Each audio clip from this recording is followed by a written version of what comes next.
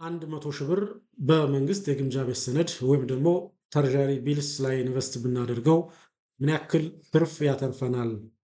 ይህም በባንክ ቆጥበን ከምናገኘው ብር ጋር ሲነጻጸር ምን ያክል ልዩነት ይኖረዋል? ከምን አንጻር ሲታይ በመንግስት የግምጃ ቤት ሰነድ ላይ ኢንቨስት ማድረግ የተሻለ ሊሆን ይችላል?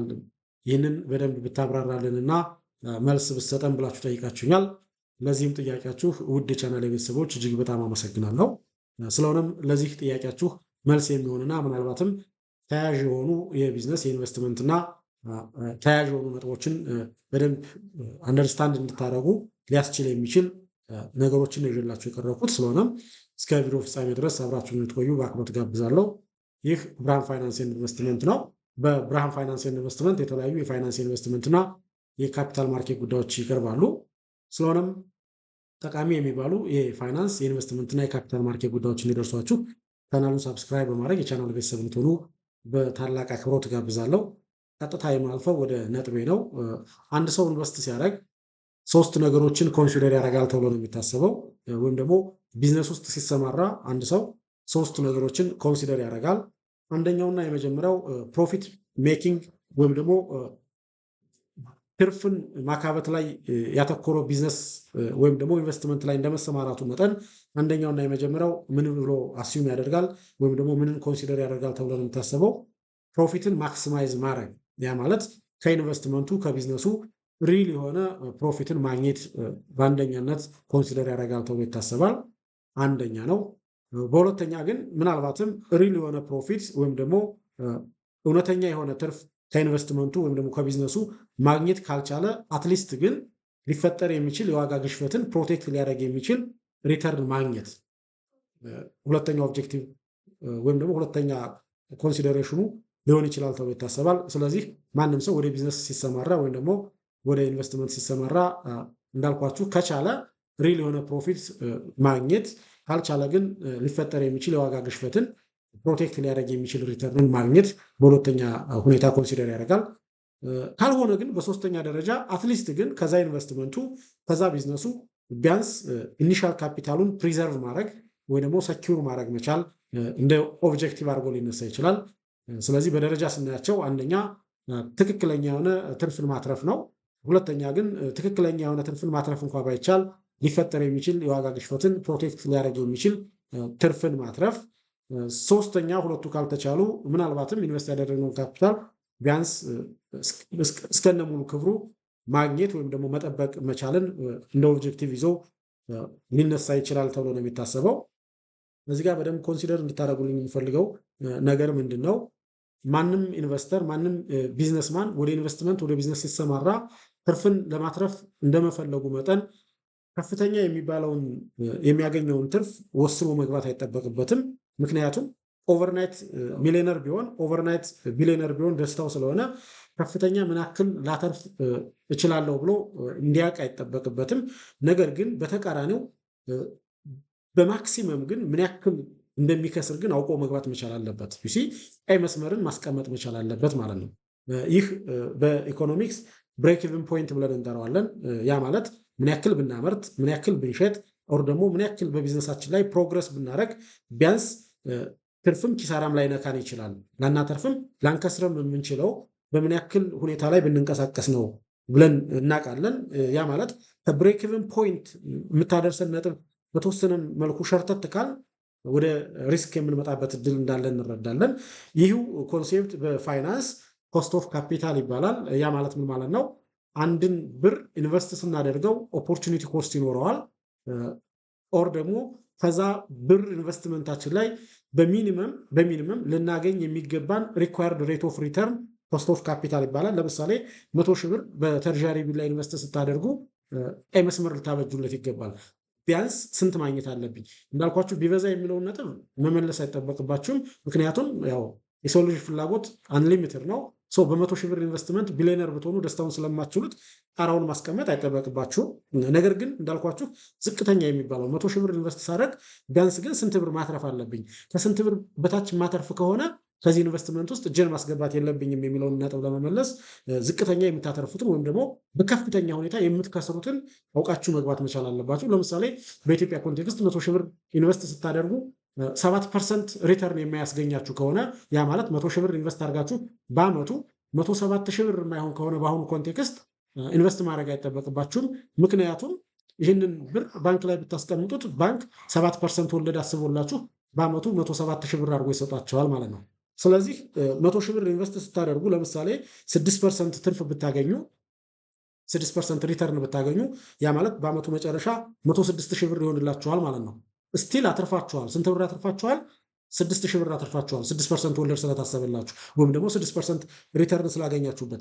ነገር ግን ቀይ መስመር ብታስቀምጡ ኑሮ ይህንን ኢንቨስትመንት አክሴፕት አታደርጉትም። ቢኮዝ በ100 ሺህ ብር 6 ሺህ ብር ኢንቨስት አድርጋችሁ 6 ሺህ ብር ከማግኘት ይልቅ 100 ሺህ ብራችሁን ባንክ ላይ ብታስቀምጡት ኑሮ 7% ሪተርን ስለምታገኙ አጠቃላይ 107 ሺህ ብር ይሆንላችሁ ነበር ማለት ነው። ወደ ኢንቨስትመንት ወይ ደግሞ ወደ ቢዝነስ ስትሰማሩ በዝቅተኛ የምታገኙትን አሊያም ደግሞ በከፍተኛ ሁኔታ የምትከስሩትን ባላንስ ሴት አድርጎ ቀይ መስመር አድርጎ ማስቀመጥና በዛ መልኩ ወደ ቢዝነስ ወይም ደግሞ ወደ ኢንቨስትመንት መሰማራት እጅግ በጣም የሚመከርና ምናልባትም የራሽናል ኢንቨስተር የምክንያታዊ ኢንቨስተሮች ባህሪ ነው። ምክንያቱም ምክንያታዊ ኢንቨስተር ወይም ደግሞ ራሽናል ኢንቨስተርስ የምንላቸው ኢንቨስትመንት ውስጥ ቢዝነስ ውስጥ የሚገቡት በስሜት ሳይሆን በስሌት ነው፣ አስልተው ነው። ብከስር ምን ያክል ነው የምከስረው፣ ባተርፍ ምን ያክል አተርፋለሁ፣ ከፍተኛው ምን ያክል ይሆናል የሚል መልስ መመለስ አይጠበቅባቸው። ነገር ግን ብከስር በማክሲመም ምን ያክል ነው የምከስረው፣ የዚህ ኢንቨስትመንቴ ኮስት ኦፍ ካፒታሉ ምን ያክል ነው፣ ኦልተርኔቲቭ ኮስቱ ማለት ነው ምን ያክል ነው ብለው እነዚህን መሰረታዊ የሚባሉ ጥያቄዎችን ጠይቀው ነው ወደ ኢንቨስትመንት ወደ ቢዝነስ የሚሰማሩት። እና የእናንተም ጥያቄ ቤዚካሊ ከዚህ ኮንሴፕት ጋር የሚገናኝ ስለሆነ እጅግ በጣም ደስ የሚያሰኝ መሰረታዊ የሚባል ጥያቄ ነው የጠየቃችሁት። ስለሆነም 100 ሺህ ብራችሁን በመንግስት የግምጃ ቤት ሰነድ ላይ ኢንቨስት ብታደርጉት ምን ያክል እንደምታተርፉና ይህንኑ ብር በባንክ ኢንቨስት ብታደርጉት ወይም ደግሞ ባንክ ላይ ብትቆጥቡት ምን ያክል ወለድ እንደምታገኙ በንጽጽር እናያለን። አጠቃላይ በመንግስት የግምጃ ቤት ሰነድ ላይ መሰማራት ምን ያክል ከባንክ ቁጠባ የተሻለ ጠቃሚ እንደሆነም ጭምር ስለምናይ አሁንም እስከ ቪዲዮ ፍጻሜ ድረስ አብራችሁን እንድትቆዩ በአክብሮት ነው የምጋብዘው። ቀጥታ ወደ ንጽጽሩ ነው የምገባ። ለምሳሌ 100 ሺህ ብራችሁን በኢትዮጵያ ኮንቴክስት አሁን ላይ ባንክ ብታስቀምጡት የምታገኙት ወለድ እንደሚታወቀው 7% ነው። ዋናው 100 ሺህ ብር ነው። በአመት እንግዲህ 7% አመታዊ ወለድ ምጣኔ ናት። ያ ማለት በአመቱ 7% ይታሰብላችኋል ማለት አጠቃላይ 7 ሺህ ብር ታገኛላችሁ ማለት ነው። ይህ ብራችሁን አጠቃላይ ወደ 107 ሺህ ብር ያሳድገዋል። ነገር ግን እዚህ ጋር በደንብ ኮንሲደር ማድረግ ያለብን ባንክ ላይ ብር ቆጥበን ከምናገኘው ወለድ ላይ መንግስት የኢንተረስት ኢንካም ታክስ ያስብብናል። ይቺ ኢንተረስት ኢንካም ታክስ ፍላት ሬት ናት። ይቺ ስንት ፐርሰንት ነች? 10% ነች። ስለዚህ 7000 ብር የወለድ ገቢ ስናገኝ ከ7000 ብር ላይ 10% እንከፍላለን። ያ ማለት 7000 ብር ተጣርቶ ወደኛ በኢንተረስት ኢንካም መልኩ አይመጣልንም ማለት ነው። 7000 ብር ሲቀነስ 7000 ብር ሲባዛ በ10% ታደርጉታላችሁ ወደ 700 ብር አካባቢ ይመጣል። እንግዲህ 6300 አካባቢ ነው የምናገኝ ማለት ነው።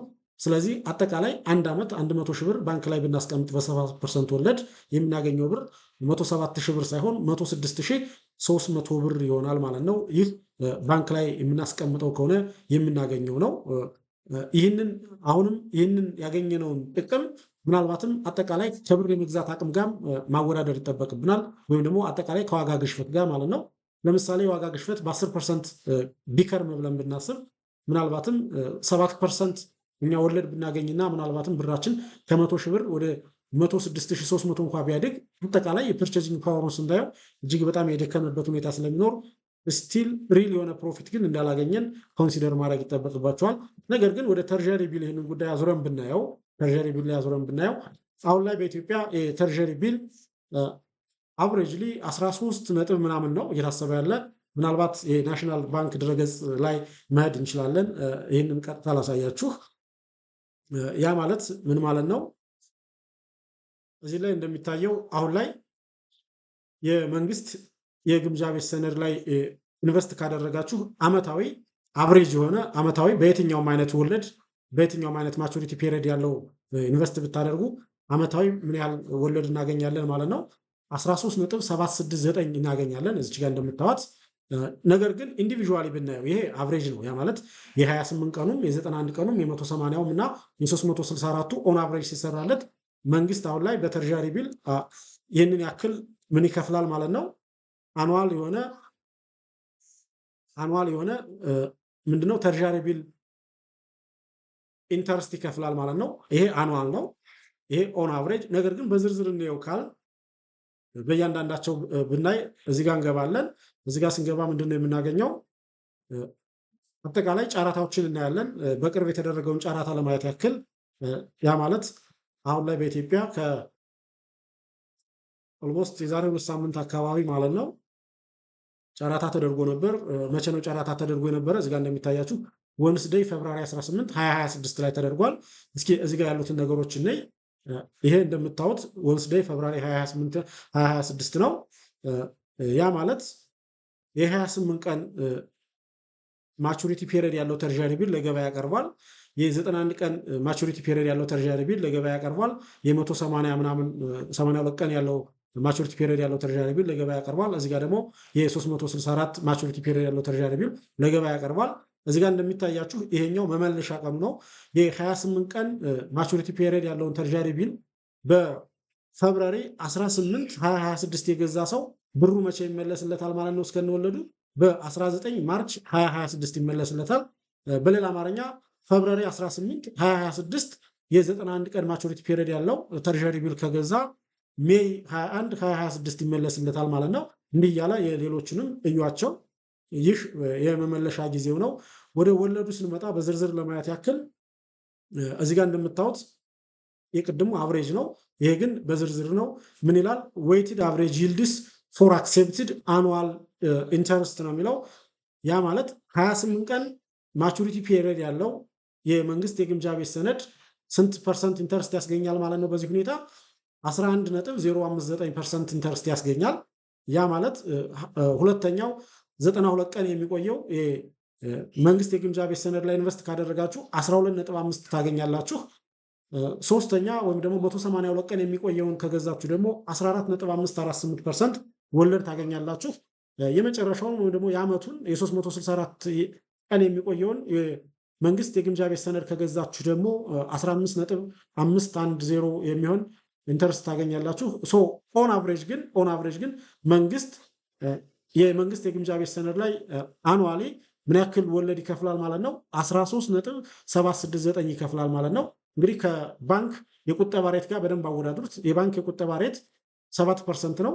13 ማለት ኦልሞስት 13.769 ስለሆነ ኦልሞስት ወደ 8% 7% ሶሪ ወደ 7% የሚጠጋ ልዩነት አለው። ያ ማለት ባንክ ላይ 100 ሺህ ብር ስቆጥቡ የምታገኙትን እጥፍ የሆነ የመንግስት የግምጃ ቤት ሰነድ ላይ ኢንቨስት ብታደርጉ የምታገኙ መሆኑን በደንብ መረዳት ያስፈልጋል። አንዱ ይሄ ነው። ሁለተኛ እዚህ ጋር በደንብ ኮንሲደር የምታደርጉልኝ ነጥብ የመንግስት የግምጃ ቤት ሰነድ ላይ ኢንቨስት ስታደርጉ ወለዱ ወይም ደግሞ ሪተርኑ ትልቅ መሆኑ ብቻ ሳይሆን ምናልባትም ልክ የባንክ ወለዳችሁ ላይ 10% ግብር እንደምትከፍሉት ሁሉ የመንግስት የግምጃ ቤት ሰነድ ላይ ምንም አይነት ወለድ ወይም ደግሞ ታክስ የማይታሰብባችሁ በመሆኑ የምታገኙትን ሪተርን እጅግ በጣም ጠቃሚ የሚያደርገው ጉዳይ ነው ማለት ነው። ስለዚህ የመንግስት የግምጃ ቤት ሰነድ ላይም ኢንቨስት ስናደርግ ልክ ባንክ ላይ ስንቆጥብ የምንከፍለውን ወለድ አንከፍልም። በሌላ አማርኛ የመንግስት የግምጃ ቤት ሰነዶች ላይ የሚገኝ ሪተርን ታክስ ኤግዘምትድ ነው ወይም ደግሞ ታክስ ፍሪ ነው። ይህንን ለማሳየት ያክል የኢትዮጵያ የሰነደ መዋለ ንዋይ ገበያ ፔጅ ላይ ነው መግባት የሚጠበቅባቸው። የሰነደ መዋለ ንዋይ ገበያ ላይ ትገቡና እዚህ ላይ ኢንስትሩመንት ሆም ፔጁ ላይ ገብታችሁ ከዚህ ፊክስድ ኢንካም ማርኬትስ የሚላለ እዚህ ላይ ኢንስትሩመንት ገብላችሁ ስትገቡ ይህንን ታገኛላችሁ። ምናልባት ወደዚህ ዝቅ ስትሉ ተርዠሪ ቢልስ ኤንድ ቦንድስ ይላል። እዚህ ጋር እንደምታዩት ተርዠሪ ቢልስ ኤንድ ቦንድስ አንብቡት። እዚህ ጋር ዝቅ ስንል እቺ ጠቃሚ የምትባል ነጥብ እዚህ ላይ ተቀምጣለች። ማርክ እንደማረጋት ምን ይላል? ኢንተረስት ኢርንድ ፍሮም ኢንቨስቲንግ ኢን ገቨርንመንት ሴኩሪቲስ ኢዝ ታክስ ኤግዘምትድ ነው የሚለው። ያ ማለት ከመንግስት ሴኩሪቲዎች ላይ ኢንቨስት ተደርጎ ከሚገኝ ገቢ ላይ ምንም አይነት ግብር ወይም ደግሞ የገቢ ግብር የማይታሰብ መሆኑን እዚህ ላይ በደንብ ስቴት ተደርጎልናል። ቤዚካሊ ይሄ የተደረገበት ዋና ምክንያት ሰዎች መንግስትን በማበደር ኢንቨስት ማድረግ እንዲለማመዱ ለማበረታታት ተደርጎ የተደረገ ኮንሴፕት እንደሆነ እንረዳለን። ዋቴቨር ግን 100 ሺህ ብር ባንክ ላይ ብንቆጥብና ምናልባትም ከምናገኘው 7% ሪተርን ላይ 10% ታክስ የምንከፍል መሆኑን መረዳትና ምናልባትም ይህንኑ 100 ሺህ ብር በመንግስት የግምጃ ቤት ሰነድ ላይ ኢንቨስት ብናደርገው ግን የምናገኘው 15 ነጥብ ምናምን ወይም ደግሞ ኦን አቨሬጅ 13 ነጥብ ምናምን ሪተርናችን ላይ ምንም አይነት የገቢ ግብር የማንከፍልበት ስለሆነ እጅግ በጣም ጠቃሚ የሚባል ውጤት እናገኛለን። ጠቃሚ የሚባል ሪተርን ነው የምናገኘው። ስለዚህ የመንግስት የግምጃ ቤት ሰነድ ሪተርን እና የባንክ ላይ ሴቭ ተደርጎ ከሚገኝ የኢንተረስት ጥቅም ጋር ሲወዳደር የመንግስት የግምጃ ቤት ሰነድ የሚሰጠን ጥቅም እጅግ በጣም ሰማይና ምድር አይነት ነገር ነው። ይህንን በደንብ መረዳት ይጠበቅብናል። ይህንን በደንብ ተረድተን ኢንቨስትመንታችንን ሰኪዩር ማድረግ ግድ ይለናል ማለት ነው። ስለሆነም ይህንን ያክል ልዩነት ያላቸው መሆኑን መረዳትና በመንግስት የግምጃ ቤት ሰነድ ላይ ኢንቨስት ማድረግ እጅግ በጣም ጠቃሚ መሆኑን መረዳት ነው። ፕራክቲካሊ ወደ ስሌቱ ለመሄድ ያክል እንዳልኳችሁ ኦን አቨሬጅ እንግዲህ አንድ ዓመት የሚቆየውን የመንግስት የግምጃ ቤት ሰነድ ላይ ኢንቨስት አደረጋችሁ ብለን እንሰብና ምክንያቱም ያው የባንኩን የሚያሰብነው አንድ ዓመት ኢንቨስት ታደርጋላችሁ ብለን ስለሆነ እዚህም ላይ ይህን 100 ሺህ ብር በመንግስት የግምጃ ቤት ሰነድ ላይ አንድ ዓመት ሙሉ የሚቆይ የመንግስት የግምጃ ቤት ሰነድ ትገዛላችሁ ብለን ብናስብ እንዳየነው 15 ነጥብ ምናምን ነው የምታገኙት። ነገር ግን በ15% እንኳን ብናስበው አጠቃላይ 100 ሺህ ብር ኢንቨስት አድርጋችሁ የዓመቱ መጨረሻ 115 ሺህ ብር ይኖራችኋል። እዚህ ላይ የሚታሰብ ምንም አይነት ታክስ ባለመኖሩ 15 ሺህ ብር ሁሉ ሪያላይዝ የሚደረግ ሪተርን ይሆንላችኋል ማለት ነው። ነገር ግን ቅድም ባየነው በባንኩ ሴናሪዮ ግን ባንክ ላይ በ7% ወለድ ሴቭ የምታደርጉት ኢንቨስት የምታደርጉት ከሆነ ግን እና ደግሞ 10% የገቢ ግብር የምትከፍሉበት ከሆነ የምታገኙት አጠቃላይ 106,300 ነው የሚሆነው። ይህ 106,300 እና 115,000 ሲወዳደር እጥፍ ልዩነት አላቸው። ስለሆነም ብራችንን በመንግስት የግምጃ ቤት ሰነድ ላይ ኢንቨስት ማድረግ በባንክ ሴቭ አድርገን ከምናገኘው ጥቅም እጥፍ የሆነ ጥቅም የሚሰጠን መሆኑን በደንብ መረዳት ነው።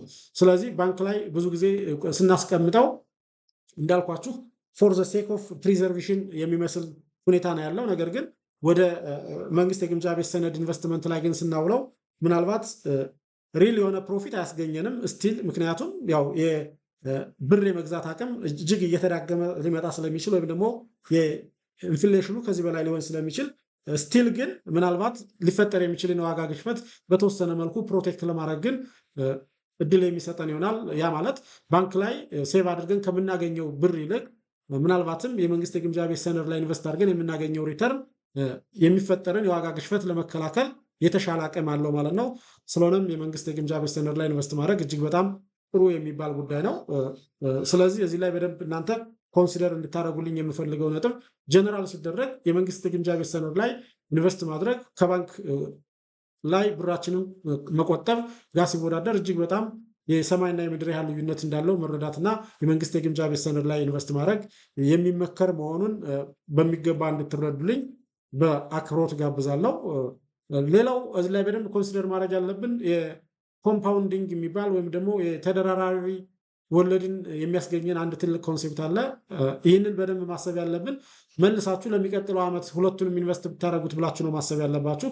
ያ ማለት ዘንድሮ ኢንቨስት አድርጋችሁ የመንግስት የግምጃ ቤት ሰነድ ላይ 115 ሺህ ብር ብታገኙና ለሚቀጥለው ዓመት ደግሞ ይህንኑ ብር ኢንቨስት ማድረግ ብትፈልጉ 115 ሺህ ብር ነው ኢንቨስት የምታደርጉት። 115 ሺህ ብር በ15% ሌላ ትልቅ የሚባል ጥቅም ይዞ ይመጣል። ነገር ግን ባንክ ላይ 106,300 ብር ነው መልሳችሁ የምታስቀምጡት። ይህንን ደግሞ መልሳችሁ በ7 ብታስቀምጡት አሁንም ልዩነቱ እጅጉኑ እየሰፋ ኦቨር ታይም ጊዜ እየሄደ በሄደ ቁጥር የመንግስት የግምጃ ቤት ሰነድ ላይ ኢንቨስት የምታደርጉ ብር የበለጠ ጥቅም ይዞ የሚመጣ መሆኑን መረዳትና ምናልባትም ያላችሁን ጥቂት ገንዘብም ቢሆን በዚህ ልክ ባንክ ላይ ማስቀመጥ እጅግ በጣም ለአደጋ ማጋለጥ እንደሆነ በመረዳት አጠቃላይ ወደ መንግስት የግምጃ ቤት ሰነድ በማዞር ብራችንን የተሻለ ብርን የመግዛት አቅም ሊግደረደር የሚችል ወይም ደግሞ የዋጋ ግሽበትን ሊግደረደር የሚችል ሪተርን ማግኘት ይጠበቅብናል ማለት ነው። ስለሆነም ቪዲዮ ጠቃሚ ሆኖ ካገኛችሁት ቪዲዮ ላይክ እንድታደርጉልኝና ተመሳሳይ የሆኑ ጠቃሚ የሚባሉ የፋይናንስና ኢንቨስትመንት እንዲሁም የካፒታል ማርኬት ጉዳዮች ሲለቀቁ እንዲደርሷችሁ ቻናሉን ሳብስክራይብ እንድታደርጉ በአክብሮት ጋብዛለሁ። አመሰግናለሁ።